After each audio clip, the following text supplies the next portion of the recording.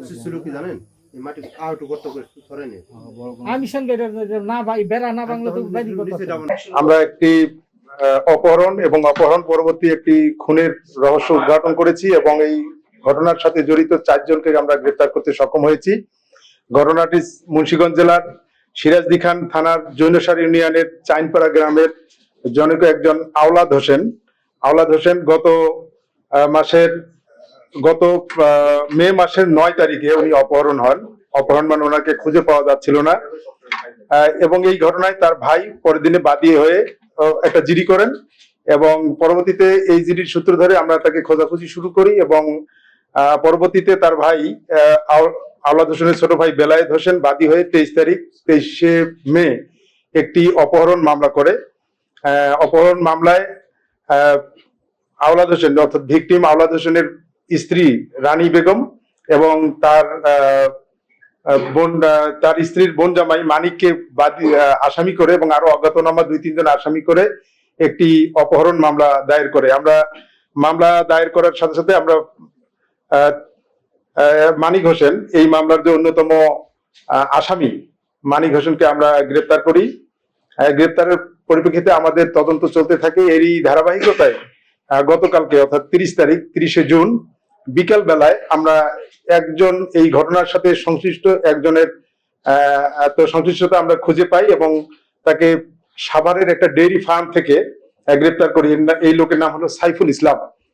এই সাইফুল ইসলাম মূলত একটি ডেইরি ফার্মে কাজ করে, সে পূর্বেও আরেকজন। এবং সাইফুলের দেওয়া তথ্য মতে আমরা গভীর রাতে আরো 2 জনকে আমরা গ্রেপ্তার করি এই ঘটনার সাথে সংশ্লিষ্ট। একজনের নাম হলো রিপন এবং আরেকজনের নাম বিন আমিন। এই ঘটনায় মোট 4 জনকে গ্রেপ্তার করা হয়েছে। ঘটনার ভিকটিম আওলাদ হোসেন এর প্রথম স্ত্রী প্রায় কয়েক বছর আগে 10-12 বছর আগে মারা গেছে এবং তার 2টা বাচ্চা ছিল। এই 2টা বাচ্চাও আগেই মারা যায়। এই মেয়ে দুটো মারা যাওয়ার পরে আওলাদ হোসেন পুনরায় বিয়ে করে রানী বেগম নামে একজনকে। এই রানী বেগমের বয়স আনুমানিক 35 বছরের মতো। রানী বেগমের কোনো বাচ্চা হয়নি, বিয়ের পরে 7-8 বছর হয়ে গেছে, বাচ্চা হয়নি। এক্সট্রিম মশার কয়েল প্ল্যান্ট ফাইবার দিয়ে তৈরি, ডেঙ্গু চিকুনগুনিয়া বাহি সহ যে কোনো মশার বিরুদ্ধে দেয় এক্সট্রিম সুরক্ষা। এটা নিয়েই তাদের স্বামী স্ত্রীর মধ্যে একটা ঝামেলা চলতেছিল এবং আওলাদ হোসেন মাঝে মাঝেই আরেকটি বিয়ে করার জন্য সে চেষ্টা করতেছিলেন। এর মধ্যেই আওলাদ হোসেনের সাথে যে স্ত্রী রানী বেগমের আপন বোন জামাই মানিকের অটোর গ্যারেজ রয়েছে। এই মানিকের সাথে আওলাদ হোসেনের একটা আর্থিক লেনদেন রয়েছে। অনেক টাকা উনি ধার দিয়েছেন আওলাদ হোসেনের কাছ থেকে মানিক, এবং ধারের কিছু টাকা মানিক তার আরেকজন ঘনিষ্ঠ বন্ধুর মতোই বোরহান তার গরুর ফার্মে এইটা ইনভেস্ট করেছে। এই রানী বেগমের সাথে মানিকের তার বোন জামাইয়ের একটা অবৈধ সম্পর্ক আছে মর্মে আমরা জানতে পেরেছি।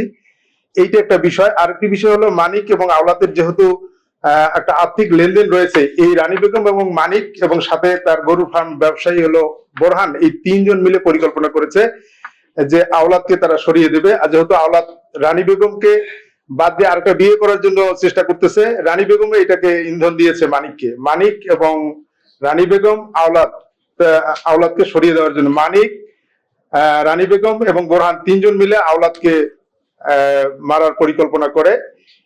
এই পরিকল্পনার অংশ হিসেবে ঘটনার দিন অর্থাৎ 9 মে রাত 8:30টার সময় মানিক ভিকটিম যে আওলাদ, এই আওলাদকে বোরহানের গরুর ফার্মে ডেকে নিয়ে আসে এবং তার আগের দিন অর্থাৎ 8 তারিখ মানিকের সাথে আওলাদের একটু কথা কাটাকাটি হয়, যেটা সাইফুল ইসলাম প্রত্যক্ষ করেছে এবং আমাদের জবানবন্দিতে সাইফুল ইসলাম উল্লেখ করেছে। এরই ধারাবাহিকতায় 9 তারিখ অর্থাৎ ঘটনার দিন 8:30টার সময় মানিক আওলাদ হোসেনকে বোরহানের গরুর ফার্মে নিয়ে আসার পরে সেই ফার্মের যে রুম ছিল, যে রুমটাতে তারা বসবাস করতো, চৌকির উপরে মানিক ছিল এবং নিচে বসা ছিল আওলাদ।